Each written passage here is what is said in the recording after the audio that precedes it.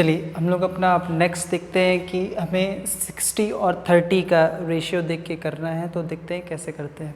ठीक है, तो इसके लिए आपको क्या है, एक इक्विलेटरल ट्रायंगल लेना पड़ेगा। तो हमने यहाँ पे पहले से ही ड्रॉ करके रखा है, A B C is an equilateral triangle. ठीक है, तो इक्विलेटरल ट्रायंगल हम जानते हैं क्या होता है कि ऑल एंगल्स आर इक्वल। ठीक है, और एंगल्स अगर इक्वल तो उसके रिस्पेक्ट में जो साइड्स होंगी वो भी आपकी क्या हो जाएंगी, इक्वल हो जाएंगी।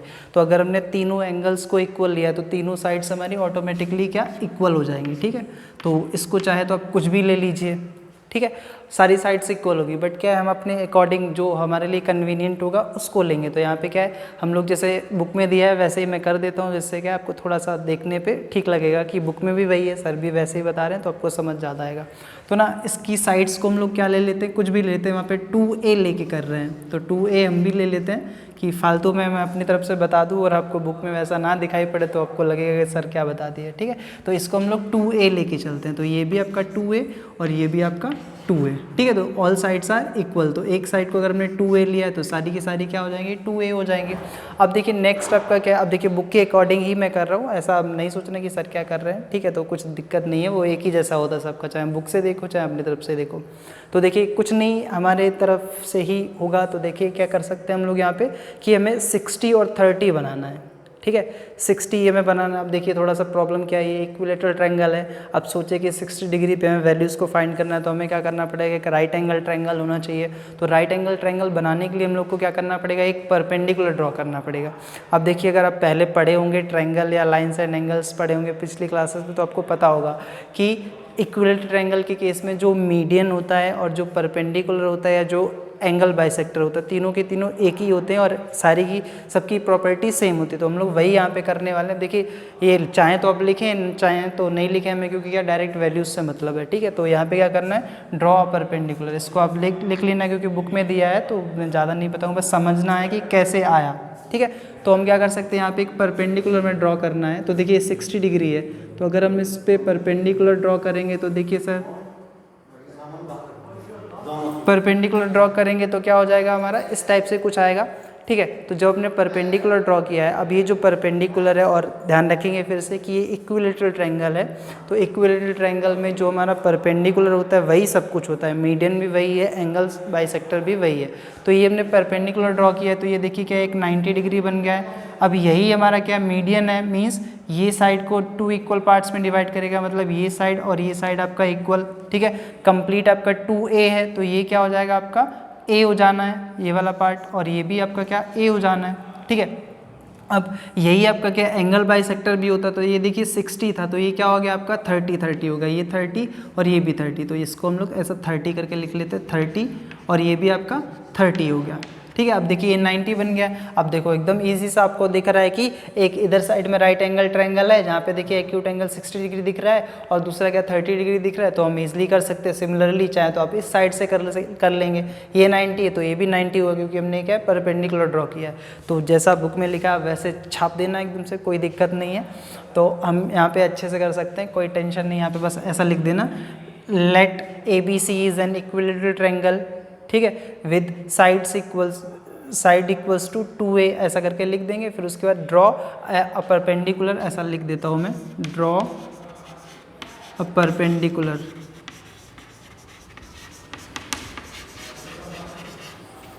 ऑन BC थ्रू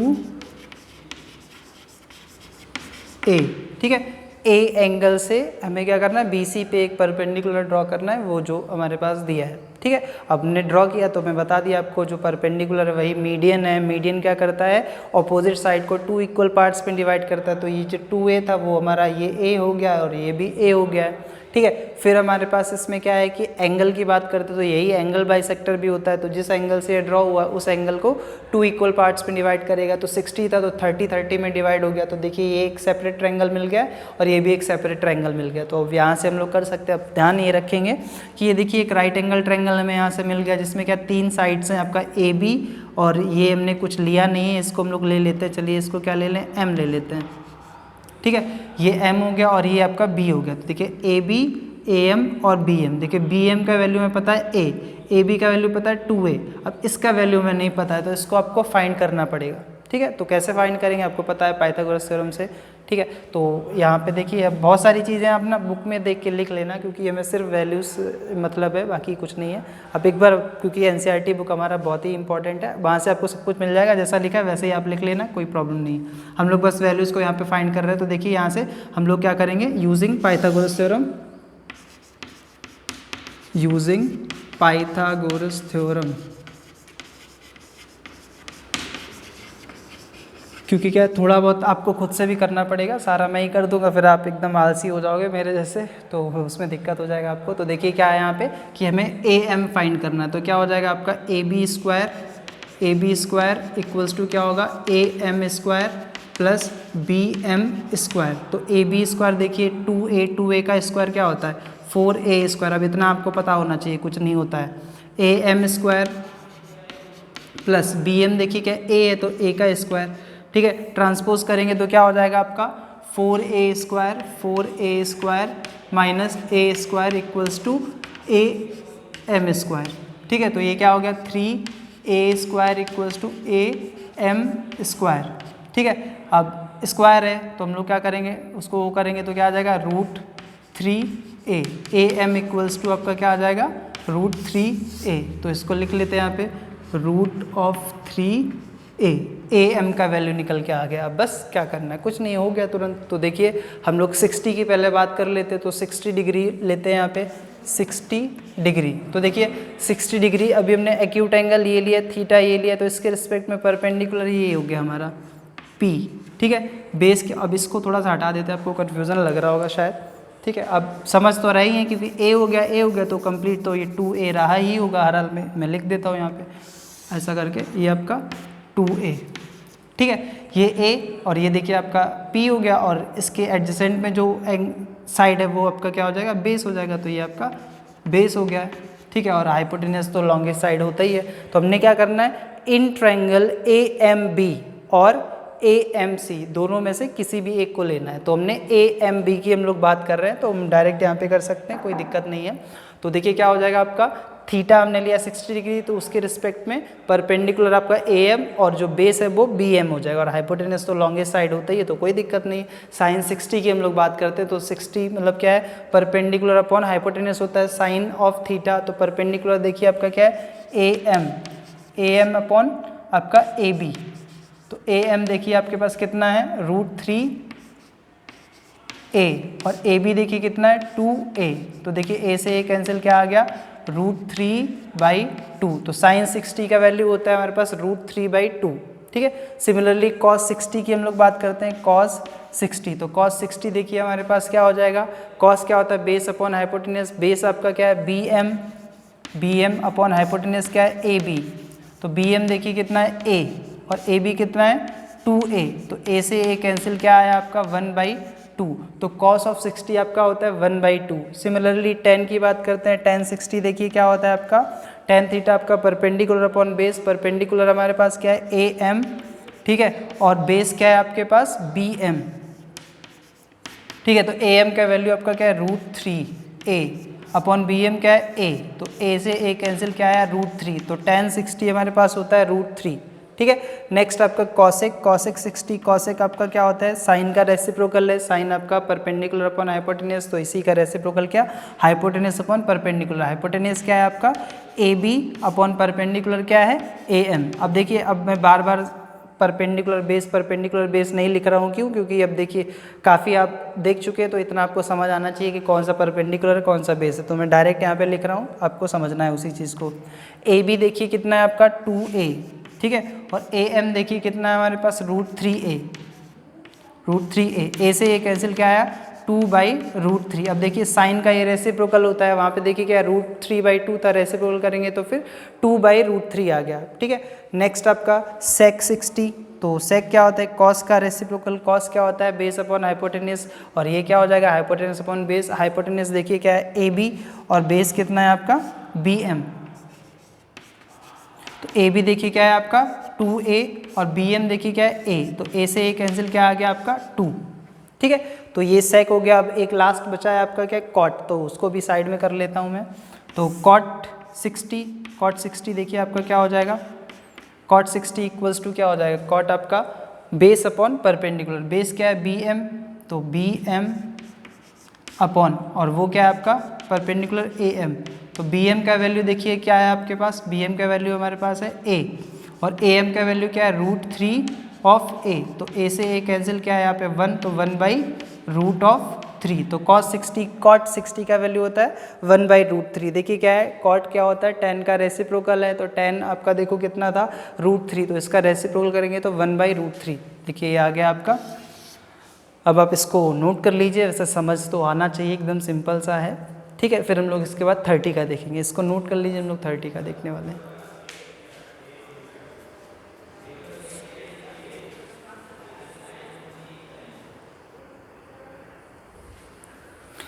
नेक्स्ट हम लोग देखते हैं अपना 30 डिग्री का, तो देखिए एकदम सेम वही रहेगा जैसे हमने 60 का किया था, बस क्या है थोड़ा सा हमें अपना एंगल चेंज करना पड़ेगा देखने का और इसका भी, ठीक है। तो देखिए क्या है आपका, अभी हम लोग 30 डिग्री को एक्यूट एंगल ले रहे हैं, हम लोग 30 डिग्री के रिस्पेक्ट में देखेंगे तो देखिए यहाँ पे दो एंगल हमें मिले थे, एक 60 दूसरा 30, तो 60 वाले को हम कर चुके हैं, हम लोग 30 के रिस्पेक्ट में देखेंगे।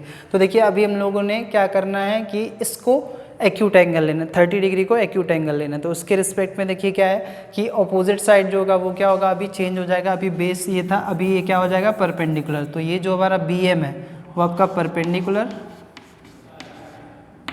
ठीक है, और जो एडजेसेंट साइड है वो क्या हो जाएगा आपका बेस हो जाएगा, ये आपका बेस हो गया और हाइपोटेनस सेम वही रहेगा ही, कोई दिक्कत नहीं है, ठीक है। आपको थोड़ा सा कन्फ्यूज़न हो रहा होगा तो आप क्या कर सकते हो, इस वाले पार्ट को चाहे तो आप रब कर दो, कोई दिक्कत नहीं, क्योंकि हमें दोनों में से सिर्फ एक ट्रायंगल को लेना है, हमने क्या करना है सिर्फ ये वाले ट्रायंगल को हमने अभी लिया है, या तो ये ले लो या तो ये ले लो, बात एक ही है। हम लोग क्या है अब 30 डिग्री के रिस्पेक्ट में करने वाले हैं, तो देखिए अभी आपका परपेंडिकुलर और बेस आपका चेंज हो जाएगा, बाकी सारी चीज़ें वही रहेंगी, ठीक है, क्योंकि वैल्यूज़ तो हमारी सेम रहेंगी साइड्स की। तो देखिए 30 डिग्री के रिस्पेक्ट में परपेंडिकुलर क्या है आपका बी एम और एडजेसेंट साइड ए एम जो है वो आपका क्या हो गया बेस हो गया, तो अब बस डायरेक्ट करते हैं। तो साइन 30 क्या होता है, साइन 30 मतलब perpendicular upon perpendicular upon hypotenuse, तो देखिए परपेंडिकुलर क्या है बी एम और हाइपोटेनस क्या है ए बी, तो लिख देंगे यहाँ पे B M upon A B, ठीक है।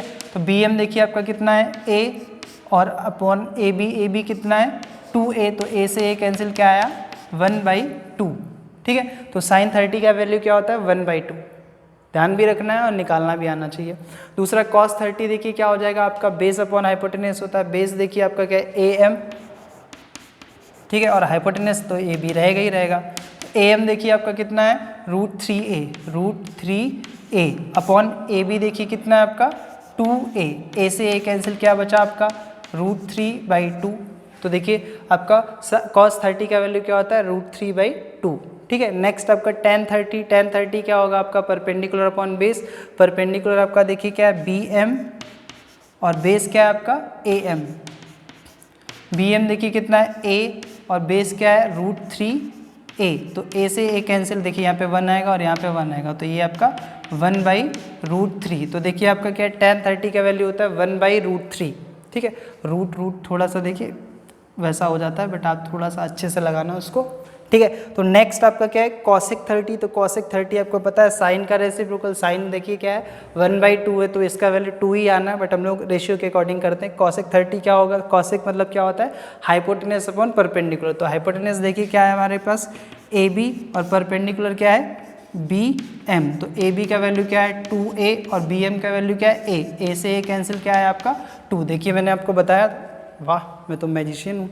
तो नेक्स्ट आपका देखिए क्या है कि sec 30 की हम लोग बात करते हैं, तो sec 30 देखिए क्या cos का रेसिप्रोकल cos क्या होता है आपका बेस अपॉन हाइपोटेनस, तो ये हाइपोटेनस अपॉन बेस, तो हाइपोटेनस देखिए आपका क्या है ए बी और बेस क्या है आपका ए एम, ठीक है।